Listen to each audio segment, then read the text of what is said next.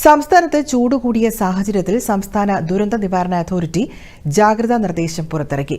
ഉയർന്ന ചൂട്, സൂര്യാഘാതം, സൂര്യാതപം, നിർജ്ജലീകരണം തുടങ്ങിയ നിരവധി ഗുരുതരമായ ആരോഗ്യ പ്രശ്നങ്ങൾക്ക് കാരണമാകാനിടയുള്ളതിനാൽ ജനങ്ങൾ ജാഗ്രത പാലിക്കാനും നിർദ്ദേശമുണ്ട്.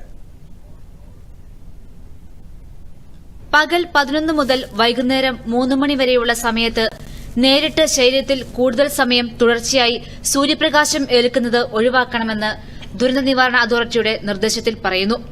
പരമാവധി ശുദ്ധജലം കുടിക്കണം. ദാഹമില്ലെങ്കിലും വെള്ളം കുടിക്കുന്നത് തുടരണമെന്നും നിർദ്ദേശത്തിലുണ്ട്.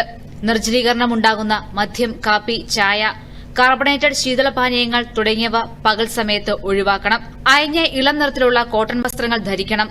പുറത്തിറങ്ങുമ്പോൾ പാദരക്ഷകൾ ധരിക്കുകയും വെയിലേൽക്കാതിരിക്കാൻ കുടയോ തൊപ്പിയോ ഉപയോഗിക്കുകയോ ചെയ്യണം. പഴങ്ങളും പച്ചക്കറികളും ധാരാളമായി കഴിക്കണം. ORS ലായനി, സംഭാരം തുടങ്ങിയവയുടെ ഉപയോഗം പ്രോത്സാഹിപ്പിക്കുകയും വേണം. മാർക്കറ്റുകൾ, കെട്ടിടങ്ങൾ, മാലിന്യശേഖരണ നിക്ഷേപ കേന്ദ്രങ്ങൾ എന്നിവിടങ്ങളിൽ ഫയർ ഓഡിറ്റ് നടത്തണം. കാട്ടുതീ വ്യാപിക്കാനുള്ള സാധ്യതയുള്ളതിനാൽ വനമേഖലയോട് ചേർന്ന് താമസിക്കുന്നവരും വിനോദസഞ്ചാരികളും പ്രത്യേകം ജാഗ്രത പാലിക്കണമെന്നും നിർദ്ദേശത്തിലുണ്ട്. വിദ്യാഭ്യാസ സ്ഥാപനങ്ങളിൽ ശുദ്ധമായ കുടിവെള്ളവും ക്ലാസ് മുറികളിൽ വായുസഞ്ചാരവും ഉറപ്പാക്കണം.